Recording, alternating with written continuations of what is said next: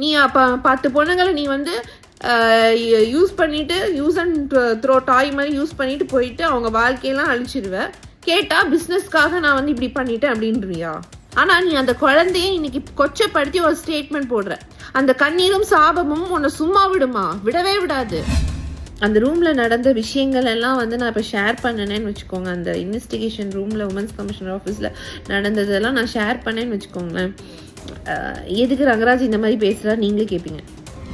நான் எதுவுமே பேசுறேன், நான் எதுவுமே கேட்கலையே. என்ன மிஸ் பண்ணுறியா ஏதாவது நான் கேட்டேன்னா? நீயா தானே பேசினேன். மனசுலேருந்து ஜாயை மிஸ் பண்ணுறேன்னு சொன்ன ரங்கராஜ் இன்னைக்கு வெளியே வந்து அந்த 4 செவத்துக்குள்ளே நடந்ததை அப்படியே போய் மாற்றி வந்து ஒரு ஸ்டேட்மெண்ட்டை வெளியிடுறார். பிளாக்மெயில் பண்ணி தான் வந்துச்சுன்னு மனசாட்சி நம்ம சொல்றது தப்பு. கடவுள் பார்த்துட்டு இருக்காரு. ஏன்னா அவ்வளோ ஃப்ராங்கா சொல்லணும்னா அவ்வளோ லவ்வி டவ்வி மெசேஜஸ் இருக்கு. அதுல வந்து எல்லா கான்வர்சேஷன்லும் மக்களாகி உங்ககிட்ட நான் வந்து ஓப்பனா சொல்றேன். டாக்டர் வந்து அவ்வளோ என்னை வந்து திட்டினாங்க. உன்னோட ஸ்ட்ரெஸ்னால வாட்டர் பிரேக் ஆகி நான் எமர்ஜென்சியில் போனேன். டெலிவரி ஆகி 4 days தாங்க ஆகுது. என்னால் ஒரு ஸ்டெப் எடுத்து வைக்க முடியல. உண்மையிலே சொன்னால் ஒரு பொண்ணை எவ்வளோ கொச்சப்படுத்தணுமோ படுத்துவீங்க. அதை நாங்கள் வந்து பார்த்துட்டு சும்மா இருப்போம். நான் ஃபைட் பண்ண ரெடியாக இருக்கேன். எனி எக்ஸ்ட்ரீம் லெவல் நான் போய் ஃபைட் பண்ணுவேன். டிஎன்ஏ டெஸ்ட் வேண்டான்னு சொன்னது நீ, நான் கிடையாது. அனைவருக்கும் வணக்கம். இந்த வீடியோ எதுக்காக நான் வந்து பதிவு பண்ணுறேன்னா, இப்போ நடந்துட்டுருக்க அந்த இஷ்யூவை பற்றி நான் பேசணும்னு ஆசைப்பட்றேன். ஸோ அதனால் அந்த பதிவை நான் வந்து இது பண்ணுறேன். நேற்று வந்து உமன்ஸ் கமிஷனர் இதுலேருந்து வந்து ஸ்டேட்மெண்ட்டை வந்து ப்ரெஸ்ஸில் வந்து போட்டிருந்தாங்க. மீடியாஸ் அண்ட் இதில் பப்ளிஷ் பண்ணிகிட்டு இருந்தாங்க.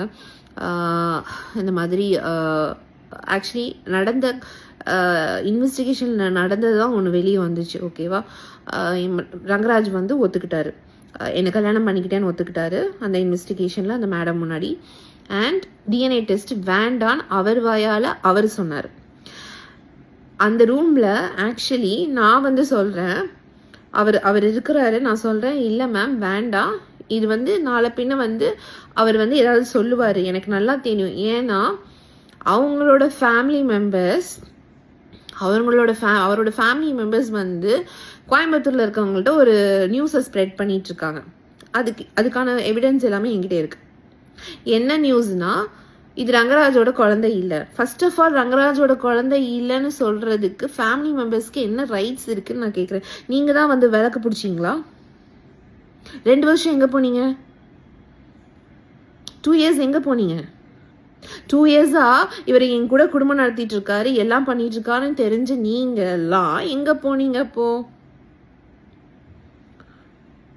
உங்களை கேட்டு தான் கல்யாணம் பண்ணாரு, உங்ககிட்ட இன்ஃபர்மேஷன் பாஸ் பண்ணிட்டு தான் கல்யாணம் பண்ணாரு. இன்னைக்கு இதே கல்யாணத்தை நான் பிளாக்மெயில் பண்ணி தான் கல்யாணம் பண்ணுறேன்னு ஒரு ஸ்டேட்மெண்ட்டை வாய் கூசாம எப்படி மிஸ்டர் ரங்கராஜ் உங்களால சொல்ல முடியுது? My so called husband. அந்த ரூம்ல, இன்வெஸ்டிகேஷன் ரூம்ல இதே வாயால தான் ரங்கராஜ் வந்து நான் கல்யாணம் பண்ணிக்கிட்டேன், உண்மைதான், இது ஏன் குழந்தை தான், எனக்கு டிஎன்ஏ டெஸ்ட் வேண்டான்னு சொன்னது ரங்கராஜ், நான் கிடையாது. இத்தனைக்கும் நான் வேணும்னு சொன்னேன். ஏன்னா அவங்க ஃபேமிலி மெம்பர்ஸ் ரூமர் ஸ்ப்ரெட் பண்ணுறாங்கன்னு சொன்ன அந்த ரீசனையும் சொல்லி அந்த மேடம் கிட்ட நான் வந்து சொல்கிறேன், இல்லை மேம் எனக்கு டிஎன்ஏ டெஸ்ட் எடுக்க சொல்லுங்க, கிளாரிட்டி கொடுத்துடலாம் அப்படின்னு. அதுக்கு வேண்டவே வேண்டாம் மேடம். நான் சொன்னேன், வெளியே போய் இப்படிலாம் பேசிட்டு இருக்காங்கன்னு சொன்னதுக்கு, இல்லை நான் அப்படி எதுவுமே பேசவே இல்லை, அது ஏன் குழந்தை தான் அந்த வாயால அவர் சொன்னார். இன்னைக்கு இதே ரங்கராஜ் இப்படி ஒரு ஸ்டேட்மெண்ட்டை விடுறாரு. அப்போ 4 செவத்துக்குள்ள வந்து ஒன்று பேசுறதும் வெளியே வந்து வேற மாதிரி பேசுவாரா ரங்கராஜ்? உன் குழந்தை என்ஐசியூல வந்து கஷ்டப்பட்டுட்டு இருக்குது. ஆனா நீ அந்த குழந்தைய கொச்சப்படுத்தி வெளியே ஸ்டேட்மெண்ட் போட்டுட்டு இருக்க. உனக்குலாம் அந்த குழந்தையோட சாபமும் கண்ணீரும் உன்னை சும்மா விட நினைக்கிறியா?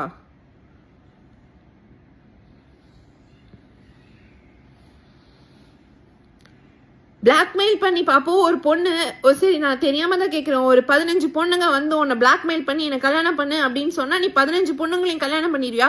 கேட்டா ஐயோ அவங்க என்ன பிளாக்மெயில் பண்ணிட்டாங்க அதனால நான் அவங்களை கல்யாணம் பண்ணிட்டேன்னு ஒரு ஸ்டேட்மெண்ட் விட்டுருவியா நீ? என்னை சுத்தி இருக்கவங்க எல்லாருக்கும் தெரியும் நீ எப்படி என்ன கல்யாணம் பண்ணன்னு. எவிடன்ஸே இருக்குது.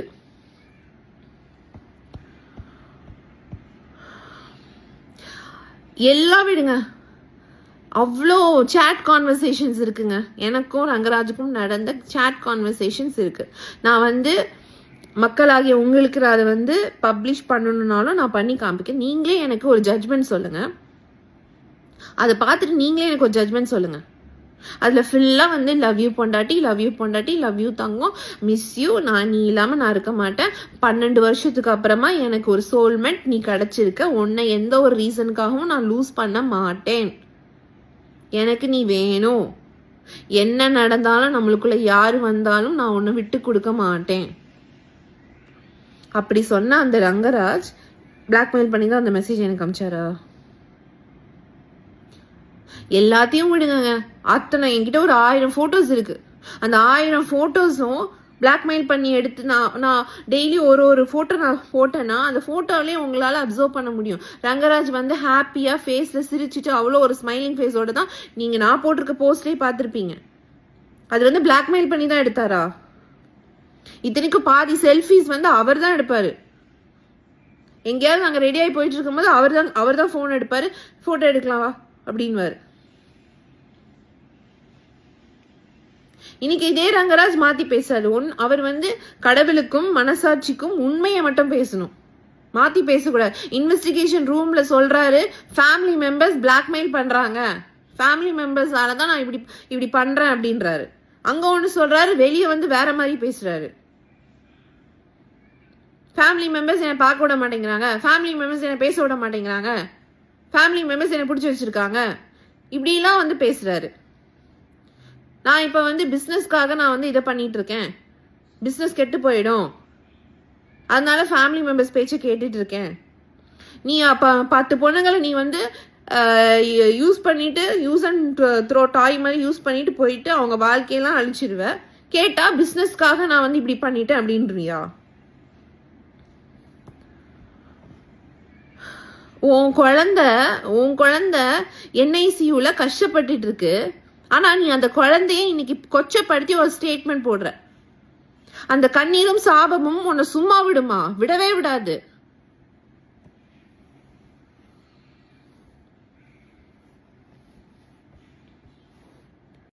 அந்த ரூம்ல நடந்த விஷயங்கள் எல்லாம் வந்து நான் இப்போ ஷேர் பண்ணனேன்னு வச்சுக்கோங்க. அந்த இன்வெஸ்டிகேஷன் ரூம்ல உமன்ஸ் கமிஷனர் ஆஃபீஸ்ல நடந்ததெல்லாம் நான் ஷேர் பண்ணேன்னு வச்சுக்கோங்களேன். எதுக்கு ரங்கராஜ் இந்த மாதிரி பேசுறாரு நீங்களே கேட்பீங்க. ஒரு உமன்ஸ் கமிஷனர் ரூம்குள்ள நடந்த ஒரு இன்வெஸ்டிகேஷனை நானோ இல்லை ரங்கராஜோ ஆஃபீஸர்ஸோ பொய் சொல்ல முடியாது. ஏன்னா இட்ஸ் அ கவர்மெண்ட் அத்தாரிட்டி. ஒரு அரசு சம்பந்தப்பட்ட ஒரு இடத்துல இருந்து நம்ம வந்து பொய் பேசணும்னா அவங்க கிட்ட எவிடன்ஸ் இருக்கும், எல்லாமே இருக்கும், நம்ம மாட்டிப்போம். அதையும் மீறி எந்த தைரியத்துல வெளியே வந்து நீ இப்படி ஒரு ஸ்டேட்மெண்ட்டை கொடுக்குறன்னு எனக்கு தெரியல. அன்னைக்கு அந்த இன்வெஸ்டிகேஷன் ரூம்ல சொல்றாரு மிஸ்டர் ரங்கராஜ், அந்த மேடம் கிட்ட ஆஃபீஸர் கிட்ட சொல்றாங்க, என்னோட ஃபர்ஸ்ட் ஒய்ஃபை வெளியே வச்சுட்டே சொல்றேன் மேடம், ஜாய மாதிரி யாராலையும் என்னை பார்த்துக்க முடியாது, நான் ஜாயை மிஸ் பண்றேன். அப்ப அந்த ரங்கராஜ் யாரு? ஏன் அதை வந்து ஸ்டேட்மெண்ட்ல விடல? அப்ப அன்னைக்கும் வந்து ஆபீசர் முன்னாடி நான் பிளாக்மெயில் பண்ணி உங்களை சொல்ல சொன்னேனா?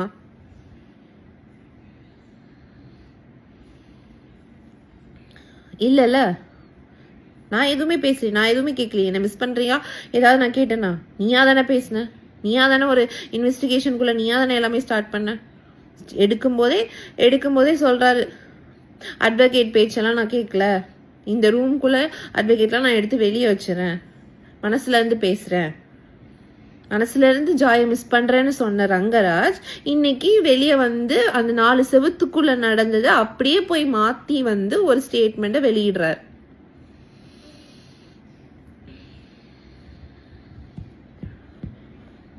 உமன்ஸ் கமிஷனர் ஆர்டர் காப்பிலே இருக்குது. அவர் ஒத்துக்கிட்டாரு, என்ன கல்யாணம் பண்ணதை ஒத்துக்கிட்டாரு, DNA டெஸ்ட் வேண்டான்னு சொன்னாரு. டிஎன்ஏ டெஸ்ட் வேண்டான்னு சொன்னது மிஸ்டர் ரங்கராஜ், நான் கிடையாது. நான் வேணும்னு தான் சொன்னேன். Because I want to prove my self. அன்னைக்கு வேண்டான்னு ஸ்ட்ரெஸ் பண்ணது ரங்கராஜ். அந்த ரங்கராஜ் எங்க போனாரு? பறந்து போயிட்டாரா? ஸோ இன்னைக்கு வந்த ஸ்டேட்மெண்ட்டும் அன்னைக்கு ரூமில் சொன்ன இதுவும் ஒன்றா? ஃபேமிலி மெம்பர்ஸ் பிளாக்மெயில் பண்ணுறாங்க, ஃபேமிலி மெம்பர்ஸ் பேச்சை கேட்டு தான் நான் பண்ணுறேன் அப்படிங்கிறத வந்து அப்போ இன்னைக்கு அந்த ஸ்டேட்மெண்ட்டும் ஃபேமிலி மெம்பர்ஸ்னால தான் வெளியே வந்துச்சா?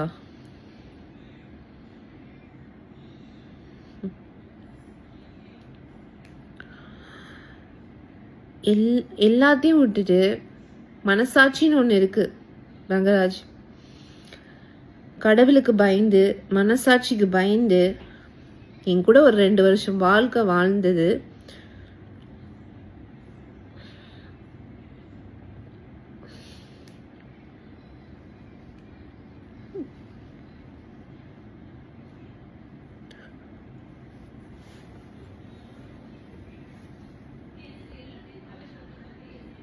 பிளாக்மெயில் பண்ணி தான் வந்துச்சுன்னு மனசாட்சி இல்லாமல் சொல்றது தப்பு. கடவுள் பார்த்துட்டு இருக்காரு. ஏன்னா அவ்வளோ ஃப்ராங்கா சொல்லணும்னா அவ்வளோ லவ்வி டவ்வி மெசேஜஸ் இருக்கு. அதுல வந்து எல்லா கான்வர்சேஷன்லும் மக்களாகி உங்ககிட்ட நான் வந்து ஓப்பனா சொல்றேன், அவ்வளோ கான்வர்சேஷன்லையும் பொண்டாட்டி பொண்டாட்டி பொண்டாட்டி பொண்டாட்டி பொண்டாட்டி பொண்டாட்டி love you miss you miss you miss you miss you miss you அவ்வளோ வீடியோஸ் ஷேர் பண்ணியிருக்காரு. நான் எங்கேயாவது ட்ராவலில் இருந்தேனோ இல்லை அவர் ட்ராவலில் இருந்தாரோ வீடியோஸ் அனுப்பிச்சிட்டு இருப்பார் ரெக்கார்ட் பண்ணி. ஷர்ட்டை போட்டுட்டேன், குளிச்சுட்டேன், கிளம்பிட்டேன், தங்கம் சாப்பிட்டுட்டேன், தங்கம் இன்னைக்கு இட்லி அது இது ஃபுல் அப்டேட் மார்னிங்லேருந்து நைட்டு வரைக்கும் நடக்கிற அப்டேட்டை வந்து எனக்கு வீடியோவாக கேப்சர் பண்ணி எனக்கு சென்ட் பண்ணுவார். அதில் ஒன் ஆஃப் த வீடியோ தான் நான் வந்து 2 months பேக் ரிலீஸ் பண்ணியிருப்பேன், ஓய் பொண்டாட்டி அப்படின்னு. அந்த மாதிரி நிறைய வீடியோஸ் அனுப்புவார். அப்போ அதெல்லாம் பிளாக்மெயில் பண்ணி வந்துச்சா? அந்த வீடியோ பார்க்குற உங்களுக்கு தெரியாதா? நான் இப்போ கிட்டத்தட்ட இன்ஸ்டாகிராமில் என்னையும் அவனையும் வச்சு நான் ஒரு அட்லீஸ்ட் ஒரு 15 போஸ்ட் கிட்ட போட்டிருப்பேன்னு நினைக்கிறேன். அந்த பர்த்டே வீடியோஸை பார்க்குற மக்கள் நீங்கள் சொல்லுங்க, அது பிளாக்மெயில் பண்ணி தான் வந்திருக்குமா? கொஞ்சமாவது சென்ஸோட பேசணும் ரங்கராஜ். இவ்வளோ பெரிய பிஸ்னஸ் மேன்னு சொல்றீங்க, அந்த பிஸ்னஸ் மேன் பின்னாடி யார் இருக்கான்னு எனக்கு தெரியல. அப்படிதான் நீங்க இந்த பிஸ்னஸ் நடத்துறீங்களான்னு எனக்கு தெரியல. எங்க உங்க சென்ஸ் எல்லாம் தூக்கி எங்க வச்சிருக்கீங்கன்னு எனக்கு தெரியல. டெல்லி சி செக்ஷன், எனக்கு இன்னைக்கு சி செக்ஷன் ஆனதுக்கு காரணம் மிஸ்டர் ரங்கராஜ் மட்டும்தான். அவ்வளோ ஸ்ட்ரெஸ். என்னோட ஃபர்ஸ்ட் டெலிவரி நார்மல் டெலிவரி, செகண்டும் நார்மல் தான் வரும். டாக்டர் வந்து கன்ஃபார்மா வந்து இது பண்ணாங்க. என்னோட டியூ டேட் வந்து December 1. November 4th வீக்ல இருந்து ரெடி ஆயிக்கோங்க அப்படின்னு சொன்னாங்க டாக்டர். ஆனா நீங்களும் உங்க ஃபேமிலி மெம்பர்ஸ் தான் நீங்க அந்த இன்வெஸ்டிகேஷன்ல அடிக்கடி எடுத்துட்டு வந்தீங்க. ஸோ நானும் எடுத்துட்டு வரேன். நீங்களும் உங்க ஃபேமிலி மெம்பர்ஸும் சேர்ந்து டிஃபமேஷன் கேஸ் போட்டீங்க, பர்சனாலிட்டி சூட் போட்டீங்க, அங்க இங்க லோன்னு அலைய விட்டீங்க. ஒரு பிரெக்னென்ட் ஆன பொண்ணு, அதுவும் லாஸ்ட் ஸ்டேஜ் ஆஃப் பிரெக்னன்சில நான் court case station commissioner office அது இது நனைஞ்சேன். டாக்டர் வந்து அவ்வளோ என்னை வந்து திட்டினாங்க. உன்னோட ஸ்ட்ரெஸ்னால வாட்டர் பிரேக் ஆகி நான் எமர்ஜென்சில போனேன். டெலிவரி ஆகி 4 days தாங்க ஆகுது. என்னால் ஒரு ஸ்டெப் எடுத்து வைக்க முடியல. உண்மையிலே சொன்னால் சி செக்ஷன் பண்ணின எல்லா உமன்ஸுக்கும் நான் வந்து கையெடுத்து கும்பிடுவேன். என்னை பொறுத்த வரைக்கும் அவங்கெல்லாம் எனக்கு இப்போ வந்து தெய்வங்களாக தெரியுறாங்க. ஏன்னா அப்போ அவ்வளோ பெயினாக இருந்துச்சு. அது ஒரு சர்ஜரி தான், பட் அந்த போஸ்ட் சர்ஜரிக்கு அப்புறம் நம்மளால வந்து ஒன்றுமே பண்ண முடியல. என்னால் எந்திரிக்க முடியல, வாக் பண்ண முடியல. அதில் இவ்வளோ ஸ்ட்ரெஸ், ட்ராமா, குழந்தைய பார்க்க முடியல, குழந்தை NICUல இருக்கு, குழந்தைக்கு ஃபீட் பண்ண முடியல. இந்த மாதிரி நிறைய மென்டல் ட்ராமால எவ்வளோ போட்டு வந்து நீங்கள் வந்து என்னை வந்து இது பண்ணுவீங்க. நான் ரொம்ப ஸ்ட்ராங்காக இருக்கேன். இந்த குழந்தைக்காக நான் என்ன எக்ஸ்ட்ரீம் லெவல் வேணாலும் போய் ஃபைட் பண்ணுவேன். நீங்களாகட்டும், மிஸ்டர் ரங்கராஜ் நீங்களாகட்டும், உங்கள் ஃபேமிலி மெம்பர்ஸ் ஆகட்டும், நீங்கள் என்ன சதி திட்டம் போட்டு என்ன பிளான் பண்ணாலும் நான் எல்லாத்தையும் பிரேக் பண்ணி நான் வருவேன்.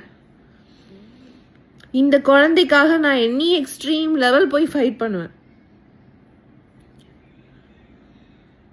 ஆனா இந்த குழந்தையோட கண்ணீரும் சாபமும் ஏக்கமும் ரங்கராஜ் சும்மா விடாது. இந்த சாபம் சுத்திக்கிட்டே இருக்கும். மனசாட்சி இல்லாம போய் பேசக்கூடாது. நீ ஒரு ஆம்பளைனா தயவு செஞ்சு என் முன்னாடி வந்து பேசு. ஒரு பொண்ணா நான் தைரியமா வந்து இவ்வளோ ஃபேஸ் பண்றல, வா தைரியமா வா. நீ தப்பு பண்ணலன்னா தைரியமா வா. உன் குழந்தை இல்லைன்னு நீ என்னை நிரூபிச்சு காமிச்சிட.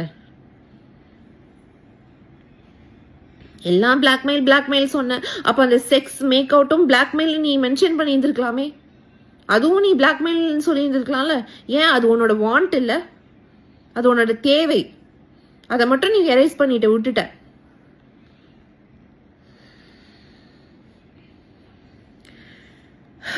ஒரு பொண்ணை எவ்வளோ கொச்சப்படுத்தணுமோ படுத்துவீங்க. அதை நாங்கள் வந்து பார்த்துட்டு சும்மா இருப்போம். நான் ஃபைட் பண்ண ரெடியாக இருக்கேன். எனி எக்ஸ்ட்ரீம் லெவல் நான் போய் ஃபைட் பண்ணுவேன்.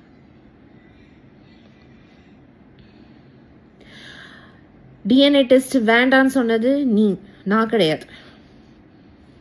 ஆனால் இன்னைக்கு வெளியே வந்து உலகத்துக்கு அது வேற மாதிரி போர்ட்ரே பண்ணி காமிக்கிறேன். உண்மையான ஆம்பளையா இருந்தா உனக்கு தேவை டிஎன்ஏ டெஸ்ட். நீ அன்னைக்கு அக்ரி பண்ணல, வேண்டான்னு சொன்ன. இன்னைக்கு நான் சொல்றேன், நீ டிஃபமேஷன் கேஸ் போட்ட, எத்தனையோ கேஸ் போட்ட என் மேல. அதுலேயும் இதையும் ஆட் பண்ணிக்கோ. கோர்ட்டில் போய் ஆர்டர் வாங்கிட்டு வா டிஎன்ஏ டெஸ்ட்டுக்கு. இப்போலாம் வந்து டிஎன்ஏ டெஸ்ட் வந்து கொடுத்தா வந்து 3 to 7 days ரிசல்ட் வந்துடும், தெரிஞ்சிடும். ஓகேவா? ஸோ ஃபேஸ் பண்ண ரெடியாக இருங்க. வாங்க, தைரியமாக வந்து ஃபேஸ் பண்ணுங்க. டிஎன்ஏ டெஸ்ட் எடுக்க வாங்க. தேவைப்படுறது உங்களுக்கு டிஎன்ஏ டெஸ்ட். வாங்க.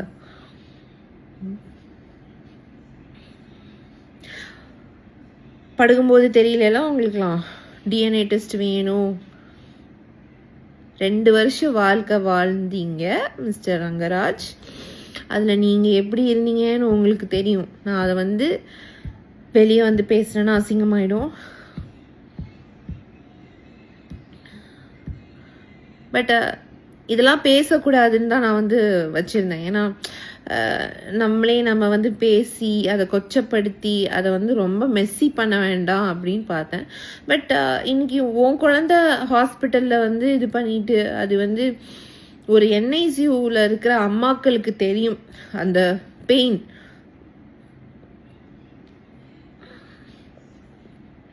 அப்படி ஒரு பெயின் கோத்ரூ பண்ணிட்டு இருக்கும்போது நீ வந்து உன் குழந்தைய கொச்சப்படுத்தி ஒரு ஸ்டேட்மெண்ட் போடுறல, அதுக்கு நீ கண்டிப்பா அனுபவிப்ப. அதுக்கு நீ ஆன்சர் சொல்லி தான் ஆகணும். ஸோ நான் ரெடியா இருக்கிறேன் டிஎன்ஏ டெஸ்ட்டுக்கு. நீ ரெடியாகி வா. எனக்கு நிறைய வேலை இருக்கு, நான் ரொம்ப பிஸி.